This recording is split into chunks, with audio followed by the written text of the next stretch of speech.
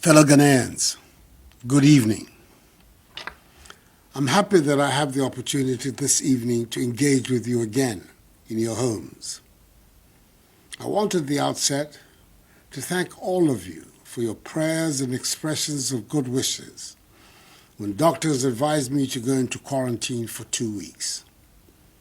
God being so good, I'm back again at work. I thank you very much for your concern. It has been a month since I came to provide you an update on the measures being undertaken by my government to combat the coronavirus pandemic. It has been almost 5 months since our lives were turned upside down, and indeed, the whole world was forced into a crisis of unimaginable proportions. This crisis, that dramatically affects lives and livelihoods, has plunged the world into uncharted waters, as even the experts admit that they are having to learn as we go along. This new unknown virus has led the world and its economies to a violent halt and has brought death and fear into our lives.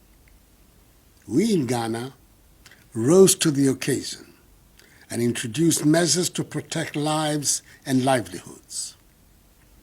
Fellow Ghanaians, back in March, most of us hoped passionately that the effects of the virus would wane quickly once we took the steps that had been recommended to contain the spread. Even the most hard-headed expert opinion suggested that by the middle of the year, the spread of the virus would be on the wane. We are now at the end of July. The virus is still raging. There's not an effective treatment yet. As time goes on, we, and indeed the world, have come to understand that COVID-19 is not a problem which will go away on its own. Ultimately, salvation will come with an effective and accessible treatment. We hope and pray that this will happen tomorrow, but it may very well happen in a couple of months, in a couple of years, or it may take even longer. Until then, we have to learn to adapt to the conditions. It is not normal that we have to wear masks, but now we have to. It is not normal that we cannot shake hands with each other, and it is certainly not normal that we cannot hug our family members and loved ones. But that is our current reality. Until treatment is found, COVID-19 will remain a part of our lives. But life cannot be put on hold indefinitely, and Ghana cannot remain in a never-ending crisis management situation. That is why we've been putting measures in place to restore gradually some normalcy in our social and economic lives, as we learn to cope with the reality of the virus. Probably the most significant of these measures has been the gradual opening of the schools to enable final year students at various levels of education finish the school year and take their exams. Since the last time I addressed the nation, we have seen over 750,000 persons, comprising students, teachers, and non-teaching staff in our junior high schools, returning to school to prepare for and sit the basic education certificate examination. Last Monday, the 375,000 final year SHS students who have been in school for 5 weeks started writing the West African Senior Secondary School Certificate Examination. 127,143 of students in our universities and other tertiary institutions have now all virtually completed their final examinations. The safety and good health of students and staff have been the paramount considerations in the reopening of schools, and we have therefore insisted on full adherence to the enhanced COVID-19 protocols. That is why, as already been widely publicized, we undertook a massive mobilization and deployment of logistics to our educational facilities to help ensure that learning is conducted in an atmosphere of safety as we continue to limit and contain the spread of the virus in our country. All of these reiterate the commitment of government to protect the lives of all those involved in the phased reopenings of our schools. And I will not renege on my obligation towards either our children or their parents. Mercifully, we have witnessed only a few cases of infections in our universities and other tertiary institutions. The few students who tested positive in a few of our senior high schools have all either recovered or are on the path to full recovery and will await the vaccine. And the few final year junior high school students who have tested positive and who are largely asymptomatic are being managed in isolation centers. Government continues to engage with the stakeholders in the education sector to determine the conditions for the future reopening of schools after the current examinations are concluded by mid-September. I will keep you fully informed about the outcomes. 3 days ago, the Minister for Finance, the hard-working, highly patriotic Ghanaian, Akufo-Addo, went to Parliament and gave the country a candid view of the state of affairs of our economy. Not only did he present a compelling review of the efforts put in place over the last 3.5 years to stabilize and grow our economy, he was also able to paint a credible picture of hope for the future, despite the ravages caused by COVID-19. It is reassuring to see working in real life the bold decision to implement a relief, resilience, and recovery plan with the overarching aim of providing relief to the ordinary Ghanaian and being able to find more resources to strengthen the productive sectors of the economy to ensure sustained economic activity. Government was able to feed thousands of our people during the period of the lockdown. From April to June, government gave additional allowance to our healthcare workers, ensured free access to water for all households across the country, fully absorbed electricity bills for 1 million active Lifeline customers, and granted a 50% subsidy on electricity bills of all other customers, using the March 2020 bill as the benchmark. Through the Coronavirus Alleviation Program Business Support Scheme, 600 million cedis is being disbursed to support micro, small, and medium-scale enterprises which have been affected by the economic downturn caused by the pandemic. It bears repeating that some of these incentive packages have been extended for the next 3 months. In my 13th update to the nation, I announced the extension of incentive packages for health workers by another 3 months, i.e. July, August, and September. The Finance Minister's mid-year budget review, he again announced that all Ghanaians are to enjoy free water supply for another 3 months. I intend to have it reviewed at the end of the period. Government is also extending the electricity supply to Lifeline tariff customers until the end of the year. The communication service tax has also been reduced from 9% to 5%, effective September 2020. Once approved by Parliament, a national unemployment insurance scheme will be instituted and will provide temporary income support to workers that have lost their jobs. Government is increasing funding under the CAP Business Support Scheme with an additional 150 million cedis to ensure an increased number of beneficiaries. Furthermore, as indicated by the Minister for Finance, government is establishing a guarantee scheme of some 2 billion cedis to enable businesses access credit at more affordable rates so they can survive and better able to retain jobs.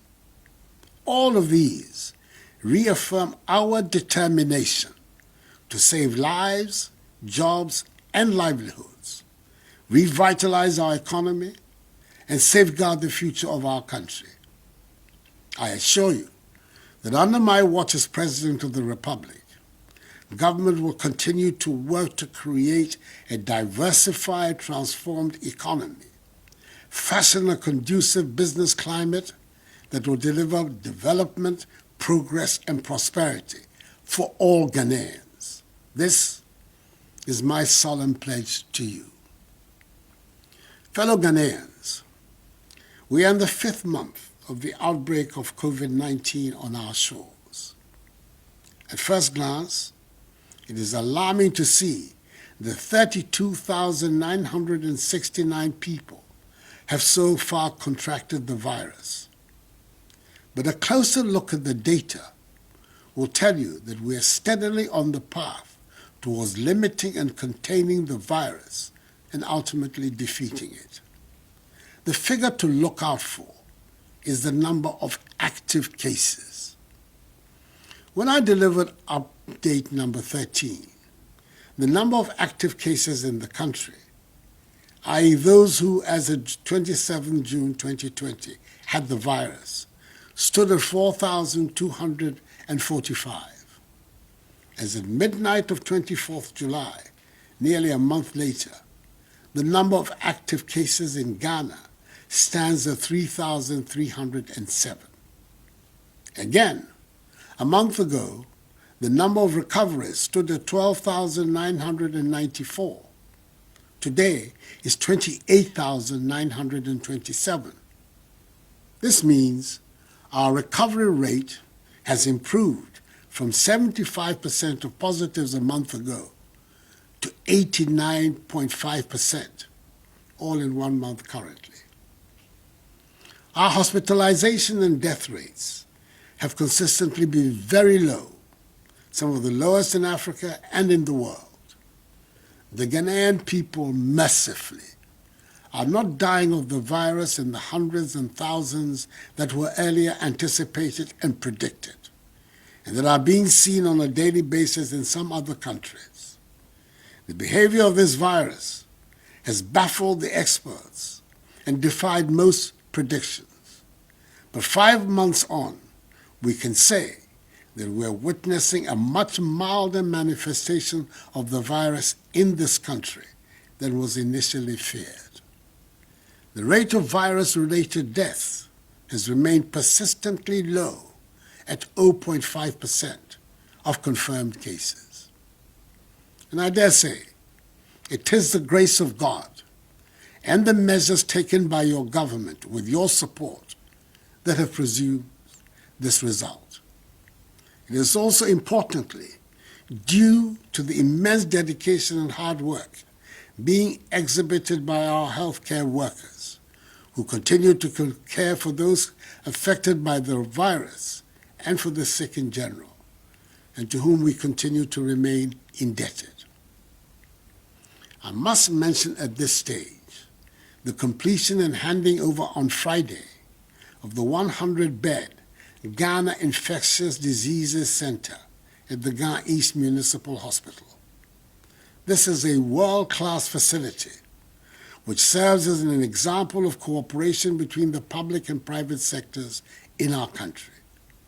The project was conceived and executed by a group of private sector people with the wholehearted support of government and the Ghana Armed Forces. In 100 days, they have provided the first infectious diseases center in our country, and we are better able to provide hospital treatment for those in need. This project has been a good example of the generous Ghanaian spirit that has been exhibited since the onset of this crisis. I extend to the trustees and members of the COVID-19 Private Sector Fund the profound gratitude of the nation. It is the reality of the progress of the virus in our country, the measures that we have taken to cope better, and the regular consultations with relevant stakeholders that informed government's decision over a month ago to embark on a strategic, controlled, progressive, safe easing of restrictions to get our lives and economy back to normal. After further extensive consultations, government has taken the decision to embark upon the implementation of Phase 2 of the easing of restrictions in the following sectors of our national life. Our churches and mosques have been open for prayers and services for the past 7 weeks, adhering to 25% occupancy or up to 100 congregants over a time duration of up to 1 hour per service. I extend my deepest appreciation to our religious leaders for their strict adherence to the safety protocols, which have prevented any known outbreaks since they restarted their services. I've sorely missed going to church, as I'm sure many others have. I'm therefore very happy to announce that in consultation with our church leaders, from 1st August 2020, the restrictions on the number of congregants worshipping at a time in church will be lifted, with the length of worship extended from 1 to 2 hours per service. Church leaders who are desirous of implementing this enhanced easing directive must ensure that congregants wear face masks at all times, and the 1 meter social distancing rule is scrupulously applied. These same guidelines apply to worship in our mosques. With greater number of congregants likely to return for worship, I would respectfully ask the religious leaders to pay even greater attention to the fresh air ventilation of their premises, rather than relying on the use of air conditioners. In consultation with the Ghana Tourism Authority and the health experts, I'm announcing the reopening of our nation's tourist sites and attractions so they can begin to receive visitors. Open-air drinking spots can now function. The management of these facilities are tasked to enforce enhanced hygiene and social distancing protocols. Beaches, pubs, cinemas, and nightclubs, however, remain closed until further notice. Our female under-20 and under-17 national football teams have been given the clearance to go into their respective training camps to begin preparations towards their FIFA and CAF-sanctioned international matches, which begin in September. Whilst in training, the playing, technical, and management teams must observe strictly all the protocols issued by government, CAF, and FIFA against COVID-19. All other team and contact sports and competitive sporting events remain suspended till further notice. In consultation with the Ministers of Transport and Aviation and the leadership of transport operators, government has taken the decision to lift the restrictions in the transport sector and allow for full capacity in our domestic airplanes, taxis, trotros, and buses. The wearing of masks in vehicles and aircrafts and the maintenance of enhanced hygiene protocols remain mandatory. Private burials, still with a maximum of 100 persons, can continue to be performed. Our borders, by air, land, and sea, remain closed until further notice for human traffic. However, given that there are Ghanaian residents stranded abroad, special dispensation will continue to be given for the evacuation of our nationals and residents back to Ghana, where they will be subjected to the mandatory quarantine and safety protocols. As I have said before, the phased opening up of our country puts an individual obligation and responsibility on each one of us. It means that we must continue to remain vigilant and respect the enhanced hygiene, mask wearing, and social distancing protocols that have become part and parcel of our daily routine. We dare not ruin the successes we have chalked over this period. There will always be those who will peddle untruths and embark on deliberate misinformation campaigns, especially in this era of fake news. In their irresponsible bid to score cheap points, they escalate mistrust and heighten unnecessarily the anxiety levels over the disease in the country. As we work towards defeating this virus, we should reject completely those who seek to perpetuate falsehood, thereby creating fear and panic, and call them out when they do.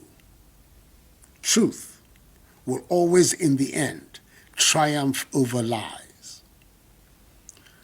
Our fight against the stigmatizations of persons who have contracted COVID-19 continues in earnest. Those engaged in this antisocial act should stop, as stigmatization drives away people from getting screened, tested, and treated. The virus is no respecter of persons, and the overwhelming majority of persons who have tested positive recover, indeed have recovered, and are living perfectly normal lives and pose no danger to anyone. These changes I have announced transition us into a new phase of our COVID-19 fight, in which we teach ourselves how to live responsibly with coronavirus. We do not expect to go back to the way things were 5 months ago, but we should create a new normal where we're constantly figuring out how to go to work, keep our businesses and places of worship open, send our children to school, and all the time keeping safe, containing the spread of the disease, and acting swiftly where and whenever hotspots appear. This is the new second phase we're entering today. Responsible behavior, continuing state support, and living in grace. This government is resolved and determined in this second phase to help Ghanaians fully return to their daily routines, whether it be going to work, going to school, going to a funeral, or going to worship, all the while taking full precautionary measures to protect ourselves and our families from the virus. Enuanom, medamu nyinaa ase, se modwen me ho adwen pa, na mbobɔ mpaeɛ maa me.